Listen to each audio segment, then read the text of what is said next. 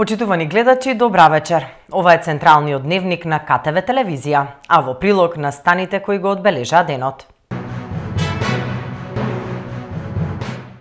Интензивно се одвиваат градежните активности на биопазарот. Изградбата на овој биопазар ќе обезбеди современ, уреден и сертифициран простор каде локалните земјоделци, органски производители и мали семејни бизниси ќе можат директно да ги продаваат своите производи, без посредници, по фер цени, со зголемена доверба од потрошувачите.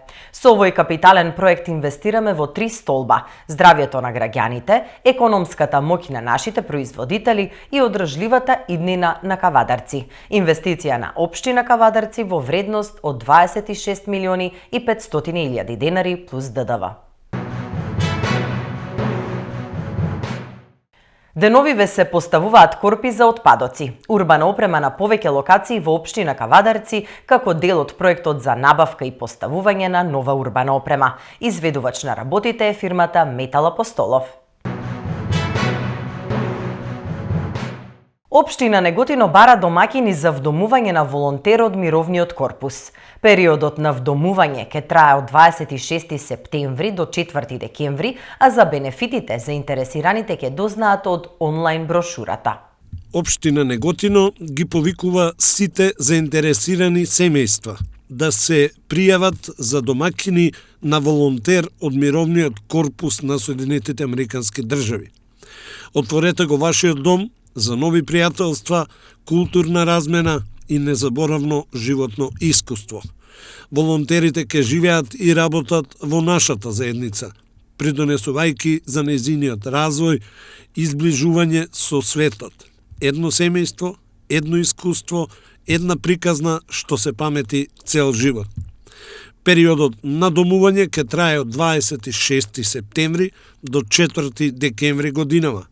Повеќе информации можат да се добијат и од онлайн брошурата, објавена на страната на општината, каде заинтересираните можат да дознаат многу повеќе за останатите бенефити од ова искуство.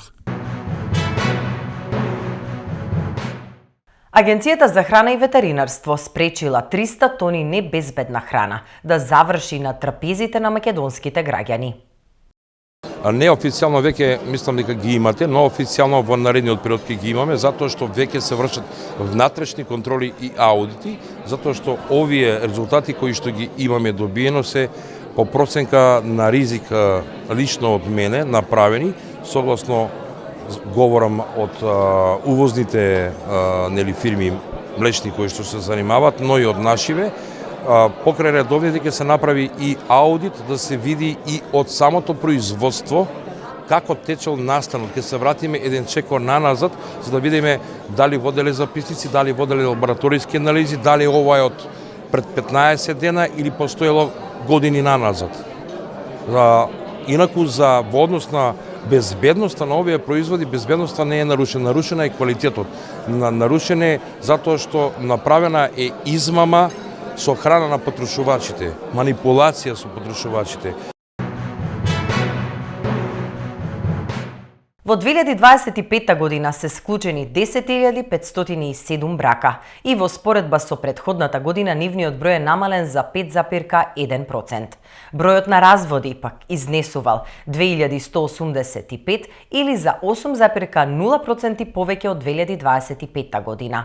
Најмногу бракови 1362 или 13,0% се склучени во август, а најмалку во март. 473 брака или 4,5% покажуваат податоците на Државниот завод за статистика. Просечната возраст при склучување прв брак е 27,5 години за невестата и 30,2 години за младоженецот. Според возраста најголем број разводи имало во старосната група од 35 до 39 години, а според траењето на бракот најмногу разводи 478 или 21,9% се склучиле од 5 до 9 години по склучувањето на бракот. Има сериозен интерес од Европската Унија за раздвижување на процесите со Бугарија, најави министерот за надворешни работи и надворешна трговија Тимчо Муцунски. Несомнено е дека ние треба да се гледаме и да имаме состаноци на највисоко ниво. Во суштина, И тоа не е проблемот. Проблемот е што меѓу другото Бугарија го прекршува договорот за добро соседство. Дали е добар, дали е лош, еве да го тргнеме тоа прашање. Имам јас своји гледишта по тоа прашање, еве да го тргнеме тоа прашање на страна. Бугарија во тој договор се има обврзано дека ќе го поспешува и поддржува нашиот евроинтеграцијски пат, а не го прави тоа. Што значи секој повик ние повеќе да се среќаваме со Бугарија, а сега не навлегувам во содржината на амандманот, доколку ме прашате дали ние треба да имаме повеќе средби на високо ниво. Треба да имам. Следната недела очекувам јас и председателката Силјановска и да бидеме во Софија. Има еден регионален настан, каде што повторно ќе се среќаваме со нашите колеги, повторно ќе разговараме. Ние го немаме изборот и го немаме луксузот како европска држава, како земја членка на НАТО, да се оттргнеме од комуникација со нашите соседи, колку и да биде некојаш тешка таа комуникација. Пратеникот на Социјалдемократскиот сојуз на Македонија Фатмир Битики на денешната пресконференција истакна дека економијата не се мери со владини самопофалби, туку со тоа што граѓаните реално можат да купат со својата плата. Потенцира дека секој ден имало нова манипулација на власта во економијата.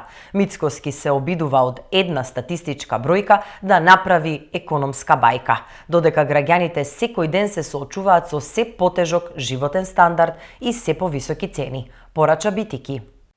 Премиерот Мицковски прво ја прогласи Македонија за третата најбрзо растечка економија во Европа.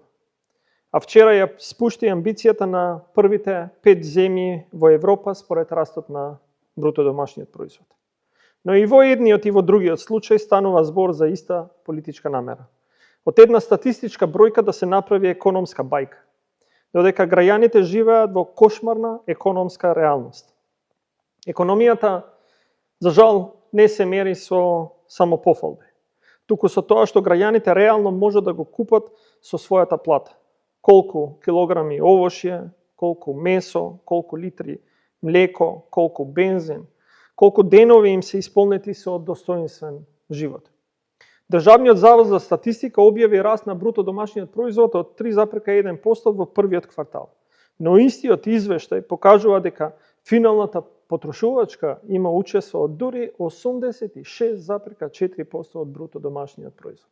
И ова е клучен параметар на економијата кој премиерот вчера го премолчи. Растот главно доаѓа од потрошувачката, а потрошувачката расте во услови на високи цени, односно инфлација. Кога граѓаните плаќаат повеќе за истите производи, номиналната потрошувачка расте. Но тоа не значи подобар живот, тоа значи поскап живот. Ако бруто домашен производ расте 3,1%, а инфлацијата е 5,7%, тогаш цените растат побрзо од економијата.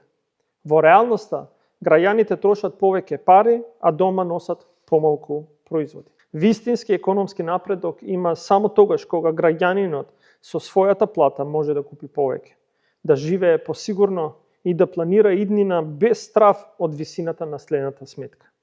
Затоа манипулацијата има една цел, а тоа е да ја одвои владината приказна од животот на граѓаните. Но таа разлика денес е преголем за да се сокрие. И кога власта има потреба толку упорно да им објаснува на граѓаните дека живеат подобро, тоа е доказ дека тие живеат потешко. Поради тоа, вчерашната пресконференција на Илинденска ББ за исклучителниот економски резултат е уште само една лага спакувана како владина самопофалба. Филипче секојдневно бара уставни измени повеќе дури и од бугарите, рече на денешната пресконференција портпаролот на ВМРО-ДПМН Валентин Манасиевски. Почитувани граѓани, почитувани представници на медиумите. Филипче секојдневно бара уставни измени дури повеќе и од бугарите. Филипче испадна поголем бугарин дури и од самите бугари. На Филипче не му се слушаат пофалните зборови на Антонио Кошта во делот на реформската агенда, како и добиените финансиски средства од планот за раст. Тој оди со главата во зид, работејќи во полза на бугарските власти и знае само за една реформа, а тоа е уставни измени. Социјалдемократскиот сојуз важи за партија која што низ историјата на независна Македонија водела исклучиво погубни политики во делот на евроинтегративниот процес на државата. Од промена на знаме, име, устав, до денес барањата на Филипче за редефинирање на историјата, јазикот, културата и идентитетот. ВМРО-ДПМН нема да дозволи повеќе национални понижувања. Времето на отстапки и исполнување на туги агенди заврши. Три силни потврди од Европската Унија, Кошта и Вајц, разобличена е секоја лага на Мицкоски. Реформи нема, порача од опозиционата Социјалдемократски сојуз на Македонија. Македонската јавност имаше можност од највисоко европско ниво да добие три важни и целосни потврди за тоа што го зборувавме како партија месеци наназад, а кое што беше демантирано од страна владеачката ВМРО. Прво, председателот на Европскиот совет Антонио Кошта јасно порача дека уставните измени се, сакам јасно да биде се тоа, единствен услов за формално отворање на преговорите со Европската Унија. И тука веќе треба да престане секаква дилема и дебата и манипулација на ова прашање. Второ, вчера вечер Комитетот за надворешни работи на Европскиот парламент го усвои извештајот на Томас Вајц за Македонија. За жал, повторно имаме потврда за оно што го зборувавме месеци наназад. Тука се констатира, цитирам, дека нема напредок од последниот извештај. Тоа значи дека година дена, 365 дена се изгубени без никакви реформи да се постигнат во нашата држава. Се констатира недоволен напредок во реформите, особено во областа на владењето на правото, реформите во правосудството и секако борбата против корупцијата. Трето, комитетот во извештајот ги посочува манипулациите и дезинформациите преку, цитирам, странско непријателско мешање и кампањи за дезинформација. Тоа е токму она што СДСМ го зборуваше месеци наназад дека се случува за поврзаноста на ВМРО со СНС, на Вучич и нивните заеднички кампањи. Сега тоа што го зборувавме како опозиција доаѓа потврди од Брисел. Почитувани, со Христијан Мицкоски и со ВМРО нема иднина за Македонија. Нема перспектива за Македонија. Нема подобар животен стандард за нашите граѓани. Тоа е веќе сосема јасно. Мицкоски и неговата влада воопшто немаат намера да спроведат реформи во правосудството. Напротив, сведоци сме како тој преку медиумски настапи, преку собранијската говорница, најавува истраги, најавува политички прогон и лично се меша во работата на обвинителството и судството. Сами можевме да го слушнеме како он потврдил дека зборува со јавниот обвинител и му дава насоки како да постапува. Ете, тоа е состојбата во која што денеска живееме сите ние. Богоев по стапките на менторот Заев си побарал мито од 2000 евра за да намести тендер во царина вреден 300.000 евра, обвини Миле Левков од ВМРО-ДПМН. Богоев осомничен за местење на тендер во царина вреден 300.000 евра. При тоа примил мито во вредност од 2000 евра за да влијае на исходот на постапката. Детето на Заев, Стефан Богоев, продолжи по неговите стапки, како првиот, така и другиот. Едниот бараше евро за брат му, овој за себе. Александар Спирковски Джемо, поранешен председател на ООН СДС во Прилеп, од јавно достапните информации, заедно со поранешниот подпредседател на СДС Стефан Богоев, договарале која фирма треба да го добие тендерот за одржување на хигиена на граничните премини и терминали, а со тоа директно овозможиле правниот субјект да се стекне со противправна имотна корист во износот над 18 милиони денари. Но тука не завршува приказната. Богат по стапките на Заев си побарал и подарок за себе, а Джемо истиот му го овозможил. Затоа поранешниот градоначалник на Карпош Стефан Богоев се товари и за примање на награда за противзаконито влијание вредна околу 2000 евра. Почитувани, со тоа што е побаран притвор за поранешниот директор на Царинската управа Стефан Богоев, јасно е дека има цврсти докази за ова кривично дело. Богат се дете на СДС, поточно на Заев, по се изгледа, одлучил да чекори по неговите стапки. Тоа е во матрицата на СДС – криминали, тендери, афери, рекети. Очекуваме од надлежните институции дека овој пат ќе ги разгледаат сите докази со кои располагаат и ќе го седнат на обвинителната клупа несудениот наследник на Заев Стефан Богоев. А сега вести од спортот. М18 Final Four турнирот за девојчиња ќе се одржи во Кавадарци. Во полуфиналните дуели силите ќе ги одмерат МЗТ Тим Арена и Вардар Про Баскет. Женскиот кошаркарски клуб Про Баскет од Кавадарци ќе биде организатор на завршниот турнир за јуниорската женска кошаркарска конкуренција од Ад Астра лигите кои ги организира Кошаркарската федерација на Македонија, откако вчера ја обезбеди организацијата на лицитацијата организирана од Канцеларијата на младинските лиги. Со завршниот турнир во Кавадарци, младите кошаркарки до 18 години ќе го комплетираат надпреварувањето за сезоната 2025-26 со дводневен финален турнир во Final Four формат, кој ќе биде реализиран во салата Јаспин во Кавадарци. Полуфиналните надпревари ќе се играат во сабота на 6 јуни и тоа надпреварот помеѓу МЗТ Бела Вода и Тим Арена ќе се игра со почеток од 16 часот, а второто полуфинале во кое ќе се сретнат Вардар и Про Баскет ќе се одигра со почеток од 18 часот и 30 минути. Ден подоцна, на 7 јуни во недела, од 15 часот, поразените од полуфиналните дуели ќе играат за трето место, а финалето е закажано од 17 часот и 30 минути, кога ќе биде познат шампионот во оваа возрастна категорија. Ова е убава можност целиот град да застане зад овие млади девојчиња и да им покаже дека не се сами. Затоа од клубот упатуваат повик до сите родители, роднини и пријатели, до навивачката група Лозари, до сите љубители на кошарката, да дојдат во што поголем број и да ги поддржат нашите деца.